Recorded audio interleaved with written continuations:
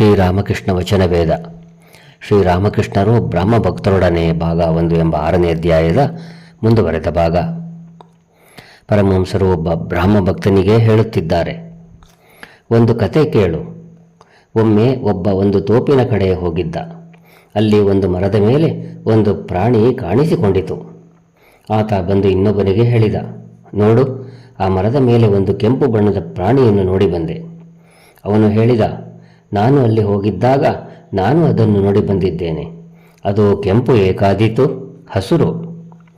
ಅವರ ಹತ್ತಿರ ನಿಂತಿದ್ದ ಮತ್ತೊಬ್ಬ ಹೇಳಿದ, ಇಲ್ಲ, ಅದನ್ನು ನಾನು ನೋಡಿದ್ದೇನೆ, ಅದರ ಬಣ್ಣ ಹಳದಿ. ಹೀಗೆ ಅಲ್ಲಿ ನಿಂತಿದ್ದವರು ಅದರ ಬಣ್ಣ ಬೂದು, ನೇರಳೆ ಹಣ್ಣಿನ ಬಣ್ಣ, ನೀಲಿ ಇತ್ಯಾದಿಯಾಗಿ ಹೇಳಲಾರಂಭಿಸಿದರು. ಕೊನೆಗೆ ಒಬ್ಬರಿಗೊಬ್ಬರಿಗೆ ಜಗಳ ಹತ್ತಿಕೊಂಡು ಬಿಟ್ಟಿತು. ಇದರ ಸಂಬಂಧವಾಗಿ ಒಂದು ಇತ್ಯರ್ಥಕ್ಕೆ ಬರಲು ಎಲ್ಲರೂ ಆ ಮರದ ಹತ್ತಿರಕ್ಕೆ ಹೋದರು. ಒಬ್ಬ ಮನುಷ್ಯ ಆ ಮರದ ಕೆಳಗೆ ಕುಳಿತುಕೊಂಡಿದ್ದುದನ್ನು ಅವರ ಕಣ್ಣಿಗೆ ಬಿತ್ತು. ಆತನನ್ನು ಆ ಪ್ರಾಣಿಯ ಬಣ್ಣದ ಸಂಬಂಧವಾಗಿ ಕೇಳಲಾಗಿ ಆತ ಹೇಳಿದ, ನಾನು ಈ ಮರದ ಕೆಳಗೆ ವಾಸಿಸುತ್ತಿದ್ದೇನೆ. ಆ ಪ್ರಾಣಿಯ ಸ್ವರೂಪ ನನಗೆ ಬಹಳ ಚೆನ್ನಾಗಿ ಗೊತ್ತಿದೆ. ನೀವು ಪ್ರತಿಯೊಬ್ಬರೂ ಹೇಳುತ್ತಿರುವುದು ಸತ್ಯವೇ. ಕೆಲವು ವೇಳೆ ಅದು ಕೆಂಪಾಗಿ, ಇನ್ನು ಕೆಲವು ವೇಳೆ ಹಸುರಾಗಿ, ಮತ್ತೆ ಕೆಲವು ವೇಳೆ ಹಳದಿಯಾಗಿ, ಮತ್ತು ಕೆಲವು ವೇಳೆ ನೀಲಿಯಾಗಿ, ಹೀಗೆ ಇನ್ನೂ ಏನೇನೋ ಬಣ್ಣಗಳಾಗಿ ಕಾಣಿಸಿಕೊಳ್ಳುತ್ತದೆ. ಅದಕ್ಕೆ ಗೋಸುಂಬೆ ಅಂತ ಹೆಸರು. ಒಂದೊಂದು ವೇಳೆ ಅದಕ್ಕೆ ಯಾವ ಬಣ್ಣವೂ ಇರುವುದೇ ಇಲ್ಲ. ಕೆಲವು ವೇಳೆ ಅದು ಸಗುಣ, ಇನ್ನು ಕೆಲವು ವೇಳೆ ನಿರ್ಗುಣ. ಇದೇ ರೀತಿ ಯಾರು ಸರ್ವದಾ ಭಗವತ್ ಚಿಂತನೆ ಮಾಡುತ್ತಾ ಇರುತ್ತಾರೋ ಆತನಿಗೆ ಗೊತ್ತಾಗುತ್ತದೆ ಆತನ ನಿಜ ಸ್ವರೂಪ ಏನು ಎಂಬುದು. ಆತನಿಗೆ ಮಾತ್ರವೇ ಕೇವಲ ಗೊತ್ತಿರುತ್ತದೆ ಭಗವಂತ ನಾನಾ ರೂಪಗಳಿಂದ, ನಾನಾ ಭಾವಗಳಿಂದ ಕಾಣಿಸಿಕೊಳ್ಳುತ್ತಾನೆ.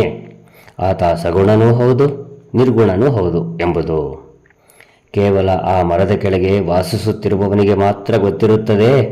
ಗೋಸುಂಬೆ ವಿವಿಧ ಬಣ್ಣಗಳನ್ನು ಧರಿಸುತ್ತದೆ ಮತ್ತು ಕೆಲವು ವೇಳೆ ಅದಕ್ಕೆ ಯಾವ ಬಣ್ಣವೂ ಇರದು ಎಂಬುದು. ಉಳಿದವರು ಬರಿದೇ ವಾದ ವಿವಾದ, ಜಗಳ, ಬವರ ಇವುಗಳಲ್ಲಿ ತೊಡಗಿ ಸತ್ತು ಸುಣ್ಣವಾಗಿ ಹೋಗುತ್ತಾರೆ. ಕಬೀರ ಹೇಳುತ್ತಿದ್ದ, ನಿರಾಕಾರ ನನ್ನ ತಂದೆ, ಸಾಕಾರ ನನ್ನ ತಾಯಿ. ಭಗವಂತ ಭಕ್ತವತ್ಸಲ. ಭಕ್ತ ಯಾವ ರೂಪವನ್ನು ಪ್ರೀತಿಸುತ್ತಾನೋ ಆ ರೂಪದಿಂದ ಆತ ಭಕ್ತನಿಗೆ ಕಾಣಿಸಿಕೊಳ್ಳುತ್ತಾನೆ. ಪುರಾಣದಲ್ಲಿ ಹೇಳಿದೆ, ವೀರಭಕ್ತ ಹನುಮಂತರಿಗಾಗಿ ಭಗವಂತ ರಾಮರೂಪವನ್ನು ಧರಿಸಿದ ಎಂಬುದಾಗಿ.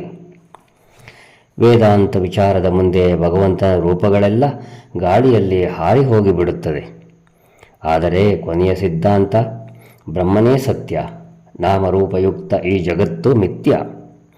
ನಾನು ಭಕ್ತ ಎಂಬ ಭಾವನೆ ಭಕ್ತನಲ್ಲಿ ಇರುವವರೆವಿಗೆ ಆತನಿಗೆ ಸಾಧ್ಯವಾಗುತ್ತದೆ ಭಗವಂತನನ್ನು ದರ್ಶನ ಮಾಡಲು, ಆತನನ್ನು ಒಬ್ಬ ವ್ಯಕ್ತಿ ಎಂದು ಭಾವಿಸಲು.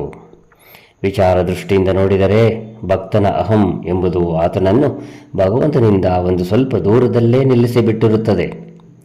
ಕೃಷ್ಣನ ಅಥವಾ ಕಾಳಿಯ ವಿಗ್ರಹ 3.5 ಮೊಳ ಮಾತ್ರ ಇದೆಯಲ್ಲ, ಏಕೆ ಗೊತ್ತೇ? ಸೂರ್ಯ ದೂರದಲ್ಲಿರುವುದರಿಂದ ಚಿಕ್ಕದಾಗಿ ಕಾಣುತ್ತಾನೆ. ಹತ್ತಿರ ಹೋಗಿ ನೋಡು, ಆತ ಎಷ್ಟೊಂದು ದೊಡ್ಡವನು, ಗ್ರಹಿಸಲೇ ಸಾಧ್ಯವಾಗುವುದಿಲ್ಲ. ಮತ್ತೆ ನೋಡು, ಕಾಳಿಯ ಮತ್ತು ಕೃಷ್ಣನ ವಿಗ್ರಹ ಕಪ್ಪಾಗಿವೆಯಲ್ಲ, ಏಕೆ? ಅದಕ್ಕೂ ಕಾರಣ ದೂರವೇ. ಉದಾಹರಣೆಗೆ ಸಮುದ್ರದ ನೀರು, ಅದು ದೂರದಿಂದ ಹಸುರು, ನೀಲಿ ಅಥವಾ ಕಪ್ಪು ಬಣ್ಣದ್ದಾಗಿ ಕಾಣಿಸಿಕೊಳ್ಳುತ್ತದೆ. ಹತ್ತಿರ ಹೋಗಿ ಕೈಯಲ್ಲಿ ಒಂದು ಸ್ವಲ್ಪ ನೀರು ತೆಗೆದುಕೊಂಡು ನೋಡು, ಅದಕ್ಕೆ ಯಾವ ಬಣ್ಣವೂ ಇಲ್ಲ.